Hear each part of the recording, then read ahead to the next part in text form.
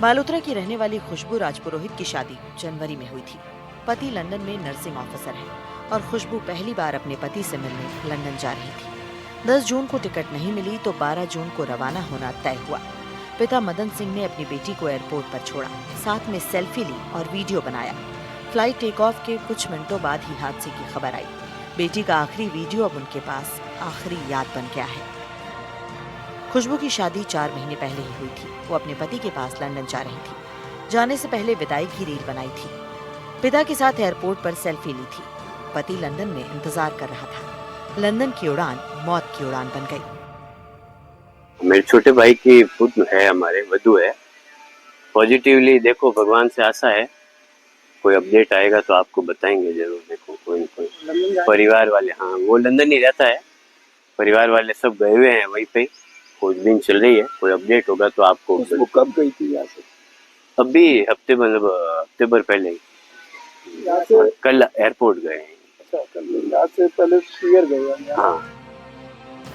अभिनव परिहार श्री डूंगरपुर के पूर्व विधायक कृष्णाराम नाई के नाती थे और लंदन में बिजनेस करते थे। अहमदाबाद में नया ऑफिस खोला था। राजकोट में मौसेरे भाई से मिलने के बाद मन बदल गया था और इसके बाद वो पत्नी और बच्चे को लाने खुद जा रहे थे ताकि भारत में ही आकर बस सकें। लेकिन किस्मत को कुछ और ही मंजूर था। ये उड़ान उनकी अंतिम उड़ान साबित हुई। अभिनव बीकानेर के रहने वाले थे। कुछ महीने पहले ही लंदन शिफ्ट हुए थे और घर से वापस लंदन जा रहे थे। लंदन में पत्नी और बेटा इंतजार कर रहे थे, लेकिन अभिनव अपने परिवार के पास नहीं पहुंच पाए। मेरा नेतो जी के पास, कृष्णाराम जी के पास 10 साल से उठ बैठ थी और काफ़ी समय से वो आता जाता था। वहाँ से लंदन से भी फ़ोन पे मेरे से बात करता था। अच्छा मतलब कि एक व्यवहारिक लगता था और वो नानू जी का सबसे बड़ा लाडला दो ही था, वही था और अच्छा व्यवहारिक था वो लड़का। और यहाँ पे उनके नाना जी गुजरे थे तब आया था यहाँ पे। दो महीने पहले मेरी मुलाकात हुई थी उनसे और मैंने उनसे पूछा था। वो अच्छा है, अच्छा लड़का था। बुआ जी का लड़का था। अभी 2 दिन पहले उनसे बात हुई थी। वो खाटू श्याम जी के दर्शन के लिए आए थे जयपुर, उनसे बात हुई थी। 2 दिन पहले की बात है। और फिर वो अहमदाबाद चले गए और अगले दिन ये हादसा हो गया। और हमारे बहुत क्लोज थे वो। मेरे बुआ जी के बेटे थे, जो मेरे भाई अभिनव, जो कल इस दुर्घटना में जो बहुत बड़ी क्षति है हमारे पूरे परिवार के लिए। लंदन में वो बिजनेस कर रहा था, परिवार वहीं था। उसके एक छोटा बेटा है 8 साल का और भाभी श्वेता, वो वहीं थे लंदन। और उनको लाने के लिए उसने कल की फ्लाइट पकड़ी थी जिसमें वो दुर्घटना हो गई। और अहमदाबाद में ही वो सेटल होने की तैयारी में था और इस फैक्ट्री भी उसने 5 दिन पहले ही वहाँ पे खोली थी एक। तो उनको लाने के दौरान जब जा रहा था तो ये बड़ा हादसा हुआ है। और मेरा भारत सरकार से भी ये निवेदन है कि इसमें कोई बड़ी साजिश हो सकती है, क्योंकि एक साथ इंजन का, दोनों इंजन का फेल संभव नहीं है ऐसा। तो मेरा एक भारत सरकार, मोदी जी और अमित शाह जी से निवेदन है कि इसकी गहराई से जांच करवाई जाए और जो दोषी है उसको कड़ी से कड़ी सजा दिलाई जाए, फांसी की सजा हो उसको जो दोषी है। पायल खटीक उदयपुर के गोकुंदा की मूल निवासी, गुजरात के हिम्मतनगर में परिवार के साथ रहती थी। वो लंदन में एमबीबीएस की पढ़ाई के लिए रवाना हो रही थी। बचपन से डॉक्टर बनने का सपना देखा था। पायल खटीक को उनके पिता ने बड़े संघर्ष के बाद लंदन भेजा था। आपको बता दें कि उनके पिता लोडिंग टेम्पो के ड्राइवर हैं। पायल पिता के सपने को पूरा करने के लिए तैयार थी और अपने भविष्य की उड़ान भरने को भी। लेकिन दुख इस बात का है कि वो उड़ान कभी मंजिल तक नहीं पहुंच पाएगी। पायल लंदन में पढ़ाई करना चाहती थी। पायल वहां दाखिला लेने जा रही थी। पायल का परिवार हिम्मतनगर में रहता था। गोकुंदा में पायल की दादी रहती हैं। कहते हैं कि जिसकी रक्षा भगवान करते हैं उसका कोई कुछ नहीं बिगाड़ सकता। ये शब्द कोटा के मयंक पर बिल्कुल सटीक बैठते हैं, जो 20 मिनट पहले ही कॉलेज की उसी बिल्डिंग से बाहर निकले जिस बिल्डिंग पर गुरुवार को विमान दुर्घटनाग्रस्त हुआ, जिससे कोटा के दिगोद निवासी किशन सेन के बेटे मयंक सेन की जान बच गई। अहमदाबाद विमान हादसे में अब तक 260 से अधिक लोगों के शव बरामद किए जा चुके हैं। प्रधानमंत्री नरेंद्र मोदी आज घटनास्थल पर भी पहुंचे और अस्पताल भी पहुंचे। कोटा की ये तस्वीर देखिए आप। कोटा के दिगोद गांव का जो एक छात्र मेडिकल की जो तैयारी कर रहा था, मयंक भी वहीं पर मौजूद था। लेकिन उसकी किस्मत बहुत अच्छी थी कि मयंक जो है कुछ देर पहले ही खाना खा करके मेस से, जो कॉलेज है मेडिकल कॉलेज का मेस है, वहां से खाना खा करके बाहर निकला और उसके बाद में यह हादसा हो गया। परिजन लगातार चिंतित हो रहे थे जब तक बच्चे से बात नहीं हुई थी। उसके बाद जब उनको पता चला है कि मयंक सुरक्षित है और लगातार परिजन बातचीत भी कर रहे हैं और रिश्तेदार भी जो है उनके कुशल क्षेम पूछने के लिए घर पर पहुंच रहे हैं। मैं बात भी करने की कोशिश करता हूं क्योंकि जिस तरह का घटनाक्रम हुआ था उससे पूरे देश में पूरी तरह से जो है मातम सा छा गया क्योंकि बड़ा घटनाक्रम हुआ है।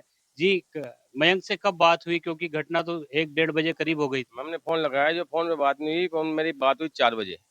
4 बजे वो घबराया हुआ था। उसने कहा पापा मैं सुरक्षित हूँ और मैं रात को 9 बजे बात करूंगा। मैं कोई गांव गया हुआ था तो वहाँ भाई साहब ने बताया कि ऐसा ऐसा हादसा हो गया। 4 बजे बात हुई मेरी उससे। अब क्या कह रहे हैं आप? अब भी आपकी बात हुई होगी आज भी? अभी बात हुई, भी घबराया हुआ है वो, और अभी बात नहीं कर रहा खुल के। और वो अभी उसकी ड्यूटी लगी हुई है, अब इमरजेंसी में बता रहा है, जो बात नहीं कर रहा हूँ। तो उसके जो रूममेट थे और उसके जो दोस्त थे वो हादसे का शिकार। 5-7 एक्सपायर हो गए रूममेट थे जो, और उसका रूममेट भी एक्सपायर हो गया। बस यही सोचना है। अब आप लोग जा रहे हैं? हाँ, मैं शाम को जाऊँगा 5, शाम को गाड़ी लेके अहमदाबाद जाऊँगा। 5 जने जाएंगे हम। जब तक सूचना नहीं आई थी तो बहुत आपको लग रहा होगा कि पूरा परिवार चिंतित था, परिवार सदमे में था। मतलब बहुत टेंशन होती थी पूरे परिवार को। जब उसकी सूचना आई, जब जाके थोड़ी राहत मिली, फिर 5-4 बजे करीब उसकी सूचना आई, जब जाके हमें थोड़ा राहत मिली। फिर जब तक हम सारे टेंशन में थे, और भगवान ने बाल बाल बचाया। 10 मिनट पहले बाहर आया था उससे, और 10 मिनट पहले वहीं खाना खा रहा था। 10 मिनट पहले यही सोचा। क्षेत्र के जनप्रतिनिधि भी हैं जी। आपने इनको सूचना दी, इनको पता भी नहीं था। अब क्योंकि बच्चा सुरक्षित है। मैं टीवी पे पता चला 1:30-2 बजे की बात है, तो हमने सोचा अभी मयंक भी वहाँ अहमदाबाद में रहता है और 3 साल से कंटिन्यू वहीं एमबीबीएस की तैयारी कर रहा था। मयंक को फ़ोन लगाया, मयंक ने उठाया नहीं। किशन जी को फ़ोन लगाया मैंने, मयंक के पापा को, तो ये बालापुरा गांव में थे। तो इन्होंने कहा कि भाई ऐसा हादसा हुआ है, पर मेरी बात नहीं हो पा रही। मयंक अच्छी विचार वाला आदमी था और यहाँ से जो लोग जाते थे पेशेंट, उनको वो निःशुल्क और अपनी जेब से पैसे खर्च करके उनका इलाज कराता था। अभी भी वो सेवा कर रहे हैं वहाँ पे। और अभी भी इस टाइम पे जितना भी एक्सीडेंट हुआ है, उनका जो साथी थे 3-4 उस बिल्डिंग में जो साथी थे, वो भी 2-3 तो मर गए और उस हादसे में, और 15-20 जो उनका इलाज चल रहा है, वो भी अभी मौत से जूझ रहे हैं। ये बहुत बड़ा हादसा था और हमको रात भर नींद नहीं आई। उसके परिवार के लोगों ने खाना नहीं खाया रात को। मैं इनके पास आया, ये रो रहे थे कि हमारे अगर ऐसा हो जाता तो ईश्वर के ऊपर ही इनका परिवार बहुत विश्वास करता है। और हम भी ये सोच रहे हैं कि भगवान ने इसको बचाया, क्योंकि ईश्वर से बड़ी कोई ताकत नहीं है। हमने टीवी पे देखा कि 243 लोगों में से एक व्यक्ति बचा, तो वो ईश्वर की मर्जी थी। और यह हादसा होना था, पता नहीं क्या खराबी थी, कैसे था, परंतु ये दुर्घटना बहुत दुखद, बहुत दुखद हादसा है। लेकिन माँ की जो प्रार्थना है वो हमेशा कबूल होती है। कैसा आपको जब तक सूचना नहीं मिली थी, अब कैसा लग रहा है आपको? मयंक पूरी तरह सुरक्षित है? ठीक लग रहा है। तो जब सूचना नहीं आई थी उस वक्त टेंशन हो रही थी, जब तुम्हारा बहुत ज्यादा टेंशन हो रही थी। फिर क्या बोला उसने? आपसे बात हुई है? बड़े अच्छे मुड़ता बैठे तुम्हारी बड़े। वैसे आप रोज बात करते हो उससे या 2-3 दिन में बात करते हो रूटीन? न करूँ, 2-3 दिन में करूँ। मयंक की जो है खबर नहीं मिल रही थी कि मयंक की हालत किस तरह की है, वो सुरक्षित है। लेकिन जब सुरक्षित होने की खबर मिली है तो अब रिश्तेदार भी यहाँ पर पहुंच रहे हैं, आसपास के ग्रामीण भी यहाँ पर पहुंच रहे हैं और परिवार को हिम्मत बना रहे हैं क्योंकि बेटे की जान बच गई है। और अब सभी ये दुआ कर रहे हैं कि इस तरह के हादसे ना हो, क्योंकि इस हादसे ने देश को बहुत बड़े जख्म दिए हैं। प्लेन क्रैश में जिनकी जान गई, उनके अपनों को उबरने में वक्त तो लगेगा, लेकिन कहते हैं ना कि चलते रहने का नाम ही जिंदगी है। शायद इसी भरोसे के साथ अब उन्हें भी उन यादों के सहारे जीना होगा जो अंतिम उड़ान के वक्त उनके अपने सेल्फी और वीडियो के तौर पर छोड़ गए हैं। Bureau report, NDTV, Rajasthan.